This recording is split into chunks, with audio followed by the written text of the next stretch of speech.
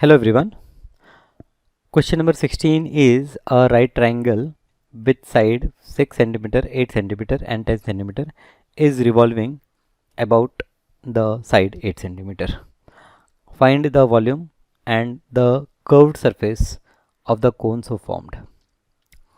So यहाँ पर आपका एक राइट सर्कुलर ट्राइंगल है और इसे आपको रिवॉल्व करना है अबाउट 8 सेंटीमीटर। तो देखिए ये आप डायग्राम देखिए और थोड़ा सा इमेजिन कीजिए कि अगर आप इसको रिवॉल्व करेंगे अबाउट 8 सेंटीमीटर तो क्या होगा। यस क्या होगा, आपको एक कोन मिलेगा जिसका रेडियस 6 होगा और उसकी हाइट 8 होगी और स्लांट हाइट 10 होगी, राइट। ये इस तरह से आपको एक कोन मिलेगा। सो यहाँ पर प्रॉब्लम है, पाई की वैल्यू 3.14 लेनी है। Find the volume of the volume and the curved surface area. तो वॉल्यूम के लिए फॉर्मूला क्या अप्लाई करेंगे, it is 1/3 pi are square h. और कर्व्ड सरफेस एरिया के लिए जो फॉर्मूला यूज़ करेंगे एस, कर्व्ड सरफेस एरिया के लिए फॉर्मूला यूज़ करेंगे वो होगा पाई आर एल। ओके, तो अब सारी चीज़ें हैं हमारे पास में। पाई की वैल्यू 3.14 यहाँ पर कंसिडर करनी है। ओके, तो फॉर्मूला लिखना है, वैल्यू पुट करनी है, मल्टीप्लिकेशन करना है और आंसर आपको मिल जाएगा। सो 301.44 और 188.4 ये आपके आंसर हो गए। Next question 17th is the height of cone is 30 centimeter. A small cone is cut off at the top by a plane parallel to its base.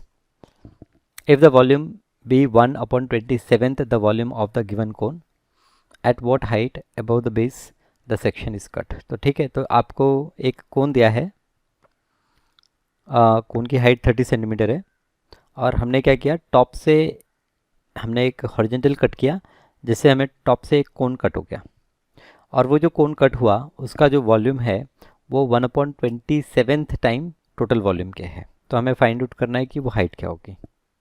ठीक है, तो यहाँ पर अगर आप ध्यान से देखें तो आपको दो सिमिलर ट्रायंगल मिलते हैं। एक मैं ये सेक्शन को कट कर देता हूँ पूरा, तो ये इस तरह से आप देखेंगे यहाँ से ये पोर्शन पर ये आपका कैपिटल आर और ये स्मॉल आर। तो ये जो ट्रायंगल ऊपर हमें मिला और ये जो कंप्लीट ट्रायंगल है ये दोनों सिमिलर होंगे क्योंकि यहाँ पर ये एंगल 90, ये एंगल 90 और एंगल ए इसको अगर नाम दे दें तो एंगल ए कॉमन है दोनों में। सो यहाँ पर कुछ ए बी सी अगर नाम दे दें और ये पी क्यू नाम दे दें तो आप देखेंगे कि triangle A P Q is similar to triangle क्या होगा A B C and therefore by A criteria and therefore आपका जो आर अपॉन कैपिटल आर है this is going to be equal to यहाँ पर A P divide by A B. Okay, so ये एक relation हमको मिलता है एंड ये जो रिलेशन है ये काफ़ी इम्पॉर्टेंट रिलेशन है। तो यहाँ पर क्योंकि वॉल्यूम का रेशियो दिया है, मतलब capital V upon small V अगर हम बात करें, स्मॉल वी अगर हम बात करें तो ये 1/27 दिया हुआ है, 27/1 या फिर small V upon capital V की बात करेंगे। ओके, यहाँ पर हम बात करेंगे V1/V2 या फिर V1/V या फिर स्मॉल v अपॉन वी या V new upon V old. Okay, ये जो है ऊपर आपका फॉर्मूला हो जाएगा 1/3 pi small r square small h divide by यहाँ पर फॉर्मूला हो जाएगा 1/3 pi capital R square into capital H. ठीक है, ये जो स्मॉल अपॉन कैपिटल आर है ये आपका बराबर है small H upon capital H के। ओके, सो यहाँ पर ये न्यू वॉल्यूम जो है ये 1/27 टाइम्स वी और ये वी ओल्ड वॉल्यूम, यहाँ पर ये 1/3 पाई का कैंसिल। अब ये जो आपका आर है small are upon capital R ये small H upon capital H के बराबर है, तो ये small H upon capital H का होल क्यूब हो जाएगा। ओके, तो ये वी भी कैंसिल और यहाँ पर आपको क्या मिलेगा, small H upon capital H जो मिलेगा क्योंकि ये 1/27 है तो small H upon capital H का क्यूब है, यहाँ पर ये 1/3 का क्यूब लिख सकते हैं 1/27 को। सो therefore small H upon capital H जो है that will be equal to 1 upon 3. So from here we can say that small h is equals to 1 upon 3 times capital H. Capital H कितना 30. So 3 टेंजा. तो यहाँ पर जो small h है उसकी value क्या हो गई 10 सेंटीमीटर हो गई. तो यहाँ पर देखिए इन्होंने कैसे किया है, volume of small cone 1 divide by 27 the volume of the given cone. Volume of the given cone का फॉर्मूला लिखा, volume of the small cone का फॉर्मूला लिखा. फिर यहाँ पर हमको ये बताया है कि जो न्यू वॉल्यूम है वो 1/27 टाइम्स द ओल्ड वॉल्यूम है.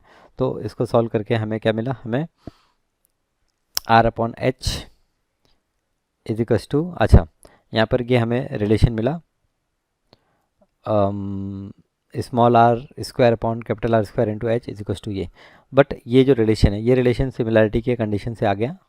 ओके तो ये इन्होंने एज इट इज़ कंसिडर कर लिया. तो small are upon capital R is equals to small H upon capital H. So therefore small are upon capital R ये रिलेशन मिला. तो फिर क्या किया इन्होंने, यहाँ पर आर अपॉन कैपिटल आर को ये एच अपॉन 30 से रिप्लेस किया और सिंप्लीफाई किया. ये यहाँ पर एच क्यूब का आंसर मिला हमें 1000, तो एच का आंसर मिला 10. ओके सो यहाँ पर मैंने जो सॉल्व किया 10 मिला. ओके इन्होंने जो सॉल्व किया 10 मिला. दोनों ही सही है, एक ही चीज़ है, थोड़ा सा सॉल्व करने का तरीका अलग है. तो यहाँ पर प्रॉब्लम में था कि at what height above the base the section is cut. So as small h is 10, we can say that from base the section is cut at a height of 20 centimeter. Okay, from the base the section is cut at a height of 20 centimeter. क्योंकि पूरा 30 है, ऊपर से 10 cut किया तो नीचे से कितना रहेगा 20 रहेगा. तो हम बेस से 20 सेंटीमीटर की हाइट पर हम सेक्शन को कट करते हैं. 18th क्वेश्चन है, a semi circular lamina of radius 35 centimetre is folded so that the two bounding radii are joined together to form a cone. Find the radius of the cone. क्या है, a semicircular lamina of radius 35 cm is folded.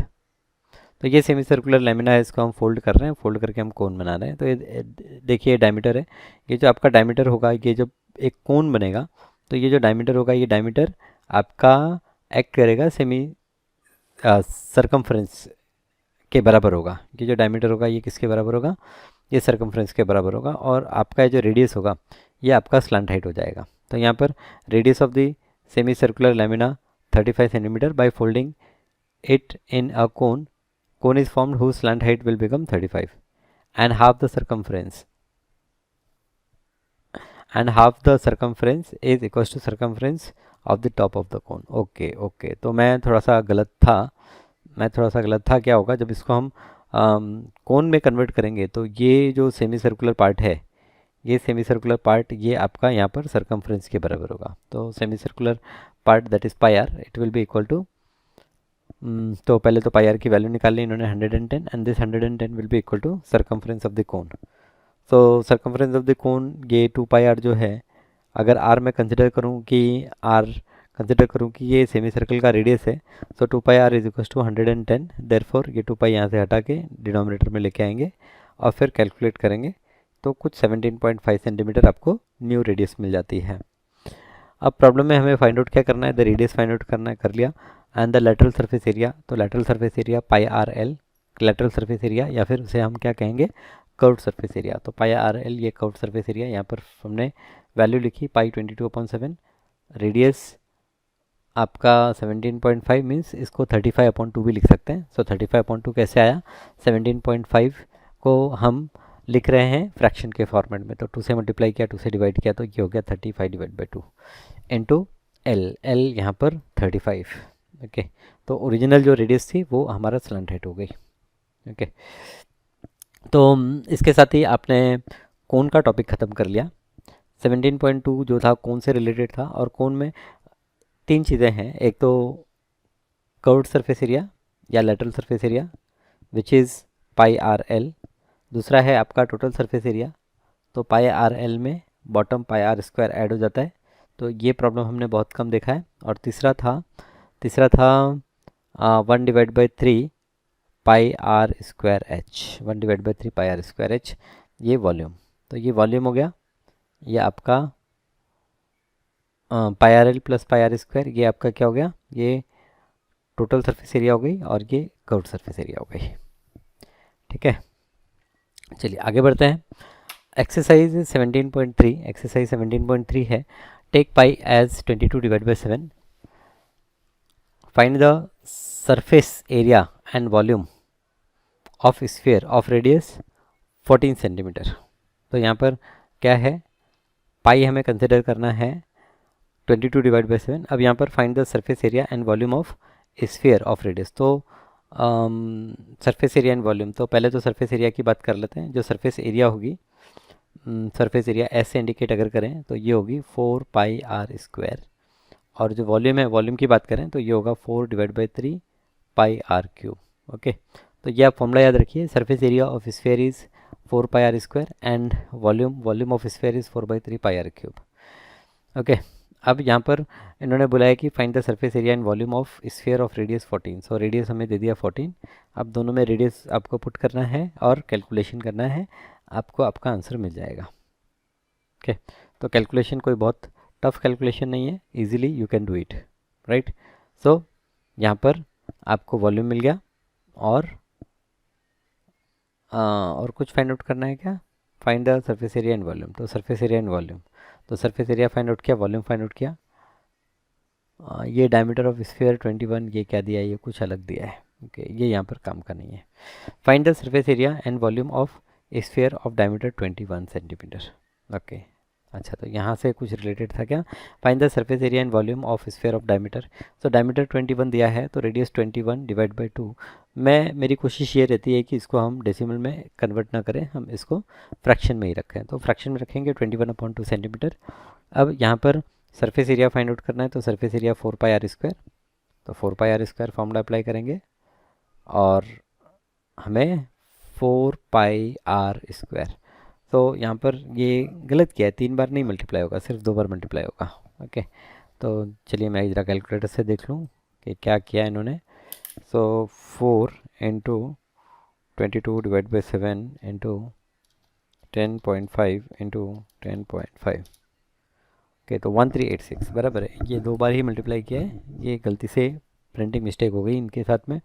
और volume find out करना है, तो 4/3 pi r cube. अब यहाँ पर ये 3 बार मल्टीप्लाई होगा, तो 4/3 पाई आर क्यूब। तो ये 7 से 10.5 कैंसिल हो सकता है, 7 × 7 35, 7 × 5 35, तो ये 1.5 हो जाएगा, ये कट हो जाएगा। तो इसे कट दिखाना चाहिए हमें। यूनिट बहुत इंपॉर्टेंट है, यहाँ पर सेंटीमीटर स्क्वायर और यहाँ पर centimetre cube. A shot put is a metallic sphere of radius 4.9 centimeter. If the density of the metal is 7.8 gram per centimeter cube, find the mass of the shot put. Okay, क्या लिखा है कि a shot put is metallic sphere of radius 4.9 centimeter.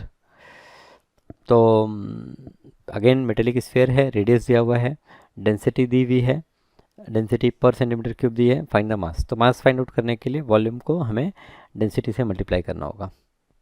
Mass is volume into density, density into volume. Okay, तो आपको volume find out करना है basically. Radius दिया है तो वॉल्यूम के लिए फॉर्मूला 4/3 पाई आर क्यूब, तो ये फॉर्मूला अप्लाई किया, हमने वॉल्यूम फाइंड आउट किया और फिर उसके बाद में इसे हम मल्टीप्लाई कर देंगे 7.8 से। ओके, तो यहाँ पर ये एग्जैक्टली अगर डिवाइड नहीं होता तो हम नहीं करते, हम फ्रैक्शन में ही रखते और 7.8 से मल्टीप्लाई करने के बाद में देखते कि क्या आंसर आ रहा है। सो ये कुछ आंसर आया 3845.4 ग्राम, और इसको 1000 से डिवाइड करके हमने किलोग्राम में कन्वर्ट कर लिया, approximately 3.85 kilogram. Find the diameter of the sphere whose surface area is given. Surface area, sphere का सरफेस एरिया दिया है, मतलब 4 pi are square is given 154। ये कुछ ऐसा क्वेश्चन है और इसमें हमें फाइंड आउट करना है डायमीटर। तो पहले तो आपको रेडियस मिलेगा, पहले तो आपको आर स्क्वायर मिलेगा, r square is 154 divide by 4 pi, pi की वैल्यू 22 डिवाइड बाई 7, तो 7 ऊपर चला जाएगा। फिर ये आप कैलकुलेशन कर लीजिए, आपको आर स्क्वायर मिल जाएगा। एक बार आर स्क्वायर मिल गया, फिर आप उसका स्क्वायर रूट निकाल कर आर की वैल्यू भी फाइंड आउट कर सकते हैं। ओके, तो अगेन ये फ्रैक्शन में आप रखेंगे तो आपको 49 डिवाइड बाई 4 मिलेगा, और 49 डिवाइड बाई 4 का आप स्क्वायर रूट ले लेंगे तो आपको आर मिल जाएगा। तो आर की वैल्यू यहाँ पर आ जाएगी 7 डिवाइड बाई 2। डायमीटर अगर फाइंड आउट करना है तो इसका डबल कर देंगे। Okay, find the curved surface area the total surface area of the hemisphere of radius. So अब यहाँ पर हेमिस्फीयर की अगर हम बात करें तो उसका जो कर्व सरफेस एरिया होता है वो होता है 2πr²। और टोटल सरफेस एरिया की अगर हम बात करें तो ये कर्व सरफेस एरिया है, और टोटल सरफेस एरिया की बात करें तो वो होता है 3πr²। तो हेमिस्फीयर में कैसा होता है कि ये जो कर्व पार्ट है ये होता है 2πr², और जो बेस पार्ट है ये बेस पार्ट होता है πr²। तो टोटल ऐड करेंगे तो 3πr², ये टोटल सरफेस एरिया है। और वॉल्यूम की अगर बात करें तो वॉल्यूम हेमिस्फीयर का होता है 2/3πr³ होता है, 2/3πr³, राइट। सो यहाँ पर given radius of the hemisphere, radius दिया है, कर्व्ड सरफेस एरिया, तो 2πr² फॉर्मूला अप्लाई किया, total surface area 3πr² formula apply किया, ये आ जाएगा वैल्यू हमें।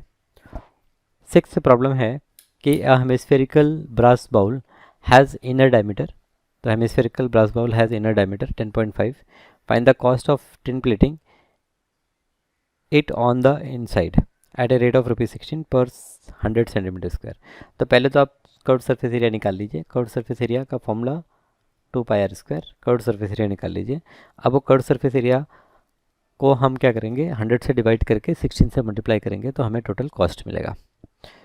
100 से डिवाइड क्यों करेंगे, क्योंकि 100 cm² के लिए 16 रुपीज़ मिल रहा है, तो 1 cm² के लिए कितना मिलेगा, 16/100। सो 16/100 से ये एरिया को मल्टीप्लाई करेंगे तो हमें टोटल कॉस्ट मिल जाएगा। ओके, तो यहाँ पर inner diameter of the hemispherical bowl दिया है, रेडियस दिया है, इनर कर्व सरफेस एरिया हमने फाइंड आउट किया, और फिर rate of tin plating 16 per 100 cm² दिया है। तो हमने क्या किया, ये जो वैल्यू है 693 डिवाइड बाई 4, ओके, इसको हमने 16/100 से मल्टीप्लाई कर दिया, तो ये टोटल कॉस्ट हमें मिल गया 27.72 rupees. The radius, okay, next problem, the radius of spherical balloon increases from 7 to 14 centimetre, ये रेडियस इंक्रीज हो रहा है 7 to 14। When air is pumped into it, find the ratio of the surface area of the balloon in 2 cases। तो surface area का ratio निकालना है। मान लीजिए S1/S2 की हम बात कर रहे हैं, तो S1 का फॉर्मूला 4πr1² और इसका फॉर्मूला 4πr2², राइट। तो ये 4π कैंसिल, ये हो जाएगा R1/R2 का होल स्क्वायर। अब R1/R2 कितना है, 7/14 है, तो ये आपका 1/2 का स्क्वायर हो जाएगा, which is equals to 1/4। Okay, तो यहाँ पर जो आपकी रिक्वायर्ड रेशियो आ गई वो क्या आ गई, 1:4 आ गई। तो यहाँ पर दिया है कि original radius of the balloon 7 है, radius after filling air in it, जब एयर फिल कर दिया तो रेडियस इतना हो गया। Surface area of the balloon original area 4πr², तो ये फाइंड आउट कर लिया। आफ्टर फिलिंग न्यू एरिया, तो ये तो अननेसेसरी कैलकुलेशन किया है, ये कैलकुलेशन क्यों करेंगे आप, जब डायरेक्ट आपको ये 4π कैंसिल होकर R1/R2 का स्क्वायर मिलता है। ओके, तो ये कैलकुलेशन की आपको ज़रूरत नहीं है। Okay, the sphere and the cube have the same surfaces, show that the ratio of volume of the sphere to that of the cube is √6 ratio √π। The sphere and the cube have the same surface area, तो surface area of sphere is same as surface area of cube। तो यहाँ पे surface area of sphere की अगर हम बात करें तो ये होता है sphere है तो ये 4/4πr² होगा, और यहाँ पर surface area of cube की अगर हम बात करें तो ये 6l² होगा, राइट। ये दिया है हमें, और यहाँ पर हमें फाइंड आउट करना है show that the ratio of volume, तो VS/VC अगर मैं बात करूँ, या VC/ sphere to that of cube. अच्छा, sphere to that of cube, तो स्फीयर का वॉल्यूम जो होता है वो होता है 4/3πr³ होता है, और क्यूब का जो वॉल्यूम होता है वो होता है 6l³। ओके, तो यहाँ पर अगर हम मोटा मोटी देखें तो ये 4/3 एंड होल डिवाइड बाई 6, तो 4/3 इंटू 6π, ये इसको अलग कर लेते हैं, और यहाँ पर ये R/L का क्या होगा, क्यूब हो जाएगा। ओके, तो ये 2 से कट हो जाएगा, 2 2 ज़ा एंड 2 3 ज़ा, सो ये 2/9 हो गया। अच्छा, यहाँ पर R/L क्या होगा, तो R/L के लिए यहाँ पर आर अपॉन एल के लिए यहाँ से हम क्या करते हैं, यहाँ से आर अपॉन एल की वैल्यू को हम कैलकुलेट करते हैं। तो r square upon l square जो है वो हो गया 6/4 पाई। तो आर अपॉन एल की अगर बात करें तो ये 2 से कट हो जाता है, 3/2 पाई। ये स्क्वायर है तो यहाँ पर ये पावर क्या हो जाएगा, 1/2 हो जाएगा, स्क्वायर रूट। ओके, सो यहाँ पर ये पाई और आर अपॉन एल ये क्या था हमारा, अच्छा ये pi divide by 2 pi, sorry ये 2 पाई डिवाइड बाई क्या है, 3 3 9, और यहाँ पर ये 3/2 पाई का पावर हाफ और ये 3, सो ये 3/2 हो जाएगा। ओके, सो 3/2 मतलब ये 2 पाई/9 इंटू 3/2 पाई का ये पावर 1 और 3/2 पावर का ये पावर हाफ। तो 3/2 को हम लिख सकते हैं 1 प्लस हाफ, तो 1 तो ये अलग हो गया। अब यहाँ पर ये 2 कट हो गया, 2 पाई पूरा कट हो जाता है, 3 3 था, सो ये तो हो गया 1/3, और यहाँ पर ये हो गया रूट 3/2 पाई। तो ये 3 को अंदर लेके जाते हैं तो ये हो जाएगा रूट 3/, ये 9 × 2 पाई हो जाएगा। सो 3 1 ज़ा 3 3 ज़ा, सो ये हो गया रूट में 1/6 पाई।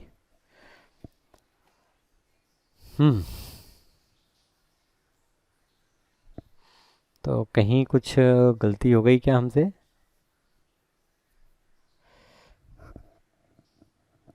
पाई नीचे है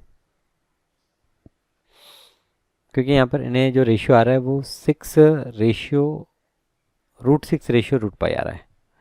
मतलब यहाँ पर 3 कहाँ पर है, 3 न्यूमरेटर में होना चाहिए।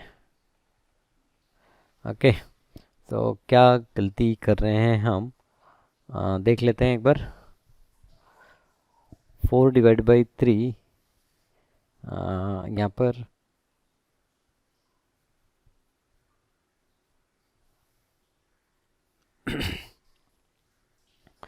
volume of sphere is 4/3 pi r cube and volume of the cube is 6 L cube। so 4 upon ये 3 × 6 हो जाएगा, ये तो सही किया मैंने, 4/3 × 6। यहाँ पर इन्होंने क्या किया है, let the edge is a, surface area 6a², ठीक है चलेगा, and the surface area of the sphere is 6a², radius is r. Okay, so r की वैल्यू इन्होंने फाइंड आउट कर ली।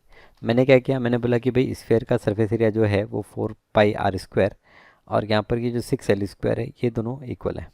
ओके, तो मुझे वॉल्यूम की रेशियो फाइंड आउट करनी थी, तो यहाँ पर आर अपॉन एल की वैल्यू हमने फाइंड आउट की 6/4 पाई। 6/4 पाई मतलब 3/2 पाई। 3/2 पाई का इस पावर हाफ है आर अपॉन एल, तो r³ अपॉन L³ ये पावर 3/2 हो गया, पावर 3/2। और दूसरा क्या, आर अपॉन एल, यहाँ पर 4/3 पाई/6, तो 6 3 18, तो 2/9, 2 pi, 2 pi into 3/2 pi the whole power 3/2। So 2 pi cancel और ये कैंसिल, तो ये 1/3 हो गया, 1/3 into R upon L, R upon L का रूट। तो आर अपॉन एल का रूट यहाँ पर क्या है, √3/√2 पाई। ओके, सो ये अंदर चला गया, तो 1/3 अंदर गया तो ये क्या होगा, 1/9 हो जाएगा, तो ये 1/6 पाई, रूट में 6 पाई। ओके, तो ये मुझे सही लग रहा है। चलिए यहाँ पर अब इनके हिसाब से देखें क्या करना चाहिए। तो यहाँ पर इन्होंने रेडियस की वैल्यू फाइंड आउट की है 6a², ठीक है 6a², ओके, अपॉन 4 पाई। ओके, सो ये 3/2 पाई ए, ये रेडियस ठीक है। Volume of the cube a³, अच्छा वॉल्यूम ऑफ द क्यूब, हाँ वॉल्यूम ऑफ द क्यूब, यहाँ पर मैंने फॉर्मूला गलत लिखा है, ये 6 नहीं होगा ना, ये 6 नहीं होगा, ये 6 नहीं होगा, तो ये यहाँ पर ये कट भी नहीं होगा। ओके, सो ये 4, ये आपका ऊपर तो 4 रहेगा, 4/3 हो जाएगा, 4/3। सो यहाँ पर सारी गलती की है मैंने, 4 पाई/3, दिस इज़ व्हाट 4π/3। सो ये आपका हो गया 4π/3 इंटू 3/2π। तो ये 2π ये कैंसिल हो गया, ये 3 कैंसिल हो गया, यहाँ पर ये 2 हो गया। सो 1/3 की जगह यहाँ पर अब क्या हो गया, 1/3 की जगह यहाँ पर ये 2 हो गया। ओके 2। सो ये स्क्वायर रूट में ये 2 अंदर जाएगा तो ये हो जाएगा 4 × 3 / 2π। सो 2 ज़ा ये हो गया √6/π। √6/π मतलब ये हो गया आपका √6/√π। ओके, तो यही हमें प्रूफ करना था, √6/√π। ओके, तो देखिए दोनों तरीके सही है। यहाँ पर हमने क्या किया, क्योंकि सरफेस एरिया ऑफ स्फीयर और surface area of cube same है, तो हमने क्यूब के सरफेस एरिया से रेडियस की वैल्यू को फाइंड आउट कर लिया पहले, कि surface area of sphere is equal to surface area of cube. ये दोनों को इक्वेट किया, आर की वैल्यू को फाइंड आउट किया, और आर की वैल्यू को फाइंड आउट करने के बाद में आर की value in terms of H आ रही है, बाद में वॉल्यूम का रेशियो हम लिखेंगे, और वॉल्यूम के रेशियो में हम क्या करेंगे, रेडियस की जगह √3/2πa ये रिप्लेस कर देंगे, और रिप्लेस करके सॉल्व करेंगे। लास्ट में ये हमें काफ़ी कुछ चीज़ें कट होकर √6/√π मिल जाएगी। If the ratio of radii of the two sphere is 3:7, find the ratio of their volume। Okay, तो आई थिंक यहीं पे स्टॉप करते हैं। 9th क्वेश्चन हम नेक्स्ट क्लास में डिस्कस करेंगे। तो चलिए आपसे मिलते हैं अगली क्लास में और 9th क्वेश्चन डिस्कस करेंगे। तो ये 8 क्वेश्चंस प्लस ये जो भी इसके पहले हमने 2 क्वेश्चन सॉल्व किए, ये सब आप सॉल्व करिए। हर क्वेश्चन सॉल्व करना है, ऐसे नहीं कि जैसे आप ये देख रहे हैं और देख के हाँ चलिए ये हो गया, नहीं, ऐसे आपका मेंसुरेशन सॉल्व नहीं होगा। Okay, you have to use your notebook and you have to solve in your notebook. Okay, so ठीक है, तो आशा करता हूँ कि आप ये सॉल्व करके मुझे अगली क्लास में मिल रहे हैं। Thank you.